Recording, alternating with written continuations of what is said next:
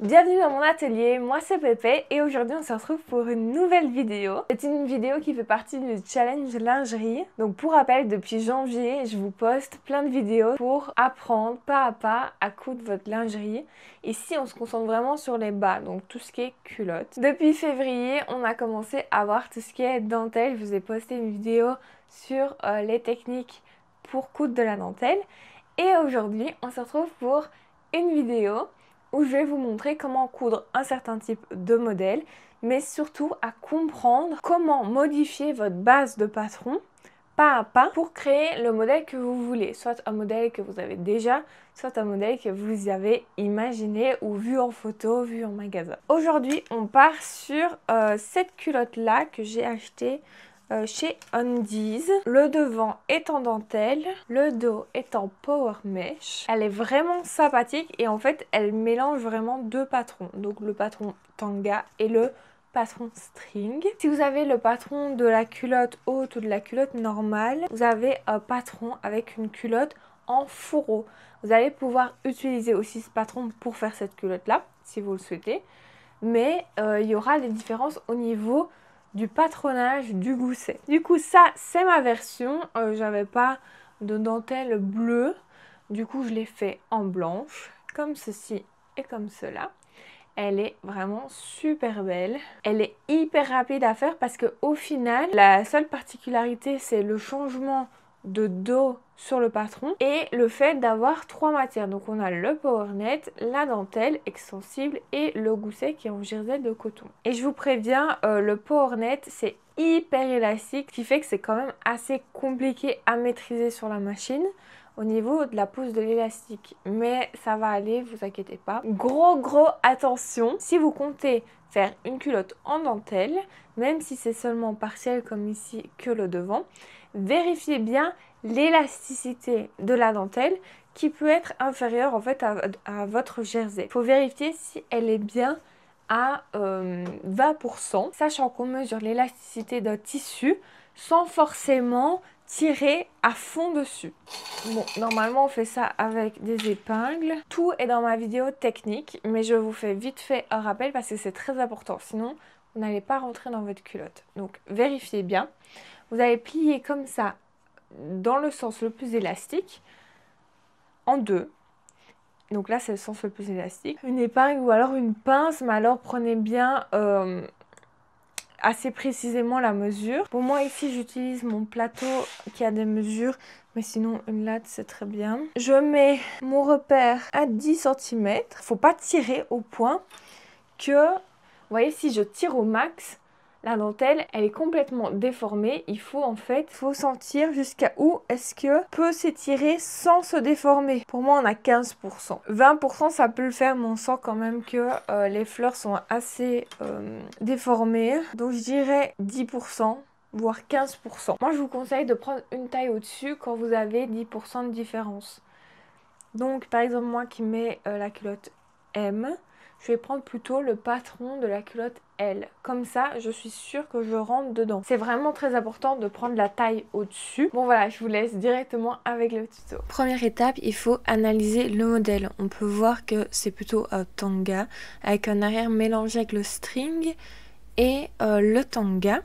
Au niveau des élastiques, c'est des élastiques prépliés en biais.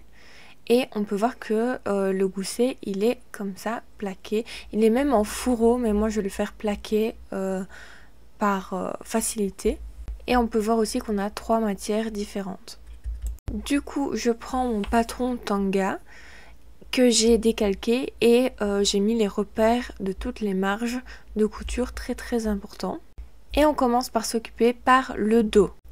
Étant donné que le dos est un mélange du tanga et du string, on va prendre le patron string.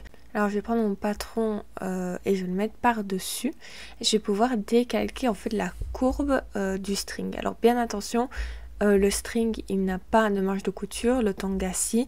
Du coup j'ai mis le patron au niveau de la marge de couture du tanga sur la bonne ligne du string. Ensuite, je mesure la largeur vraiment de la ficelle du tanga pour pouvoir la retracer sur notre patron. Étant donné que notre pièce de patron c'est au pli du tissu, il va falloir bien faire diviser en deux. Et on va relier au niveau du bas, au niveau de l'assemblage du gousset de la culotte. Et attention de bien garder la même largeur, ou sinon ça ne correspondra plus à l'assemblage du gousset et du devant. Donc on va tout aligner. Ici je mesure la largeur côté et c'était parfaitement la même. Donc je n'y touche pas. Et ici je vais pouvoir retracer bien au niveau du côté. Il faut vraiment que votre ligne soit super bien harmonieuse et qu'elle va bien du côté au bas en respectant les largeurs du patron initial. Donc ça c'était sur mon patron de base. Ce que je fais c'est que je reprends du papier calque et je vais redécalquer le tracé que je viens de faire pour pouvoir garder la base du tanga au net, et j'efface ensuite le crayon que j'ai fait, mais voilà, comme ça j'ai tous mes patrons qui sont au propre. Alors attention, le bas et le côté se ressemblent énormément, et là par exemple j'ai cru que c'était le milieu, mais c'était le dessus, du coup j'ai modifié. Mais voilà, retracez bien vos valeurs de couture et mettez le petit signe pour dire que c'est le milieu dos et aussi que c'est coupé au pli. Alors pour le patron du devant et du gousset, ce sera exactement les mêmes.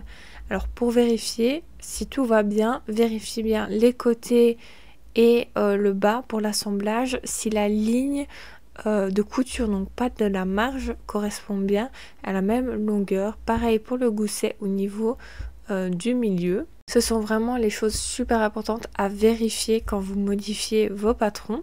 On va pouvoir commencer à couper. Alors la dentelle, je regarde le sens le plus élastique et je le mets à l'horizontale. Je vais le plier en deux pour faire une coupe au pli, et pour qu'elle soit parfaitement parallèle à la lisière, je mesure bien de deux côtés pour qu'il soit bien à la même longueur, et je vais tout épingler, bien sécuriser. Personnellement je coupe à la roulette, comment ça s'appelle, cutter rotatif, et pas au ciseau, mais c'est exactement pareil, c'est juste par facilité. Donc là on a notre devant, et alors pour le dos on va utiliser du Power Net. C'est super élastique. Alors là pour le coup je vais pas prendre le côté le plus élastique, je vais prendre celui justement qui a un peu plus de résistance pour pas qu'il soit trop comment dire, qui se laisse trop facilement manipuler, qu'il ait quand même un peu de résistance. On va pouvoir commencer l'assemblage. Donc je mets le devant et le dos endroit sur endroit et le gousset l'envers vers nous, donc l'endroit vers le dos. Et je vais pouvoir épingler et piquer. Donc pour rappel, je pique à 7 mm, donc l'aiguille au milieu, je prends comme repère le flanc droit de mon pied de biche, et à l'aide de l'outil chiffonnette et le petit bâton en fer, je vais pouvoir coudre. Je vais utiliser un point éclair, donc c'est un zigzag qui est assez serré, qui ressemble fort à un point droit mais qui va rester élastique. Alors voilà avec quoi on se retrouve.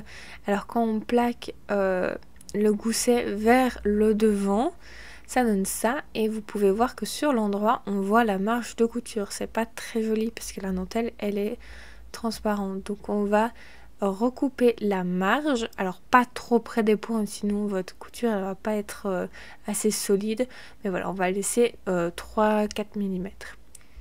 Alors le gousset on va venir le plaquer avec des épingles pour qu'il soit bien en place et bien mis. Ensuite on va pouvoir mettre endroit sur endroit au niveau du dos et du devant, et on va coudre les côtés. Alors les côtés, d'abord je les passe au point zigzag à 7 mm du bord sous la machine, et puis ensuite sur la surjeteuse. Pourquoi? Parce que une petite pièce comme ça glisse énormément, et pour être sûr d'avoir des beaux raccords et qu'il n'y ait pas un décalage ou quoi, je passe d'abord par la machine et puis je passe à la surjeteuse pour avoir des belles finitions. Donc évidemment c'est optionnel, vous pouvez faire directement à la surjeteuse. Mais voilà, c'est deux tissus qui glissent extrêmement et c'est vraiment petit. Il ne reste plus que poser les élastiques. Alors là je vous envoie directement à ma vidéo tuto du tanga ou alors à ma vidéo technique lingerie. Et voilà le résultat, la culotte finale, elle est trop belle. Alors j'ai eu un petit souci d'élastique, j'arrivais pas pour faire les mêmes élastiques partout. Du coup celui de la taille et des cuisses n'est pas le même, mais c'est pas très grave. Et voilà, c'est terminé, j'espère que tout s'est bien passé pour vous, que vous avez aimé le tuto, le modèle que je vous ai proposé. En tout cas moi je trouve vraiment que c'est une pièce super belle, c'est vrai que ça change de nos culottes en coton qu'on a fait tout le mois de janvier. Il y a un peu plus de difficultés, par contre il y a beaucoup plus de créativité. Ici je vous ai donné un peu quelques astuces au niveau de la modification de patronage pour pouvoir faire les modèles que vous voulez. Dans les semaines qui arrivent, il y en aura d'autres avec des modèles beaucoup plus complexes. Ça c'est vrai qu'en soi on n'a pas modifié beaucoup. Mais pour les prochains il y aura vraiment des techniques différentes, que ce soit de patron ou de couture. Donc j'espère que vous allez rester connectés pour ne pas me perdre sur YouTube. N'oubliez pas de vous abonner, appuyez sur la petite cloche pour recevoir une notification quand il y a une nouvelle vidéo. Je vous fais des bisous et je vous fais des bisous.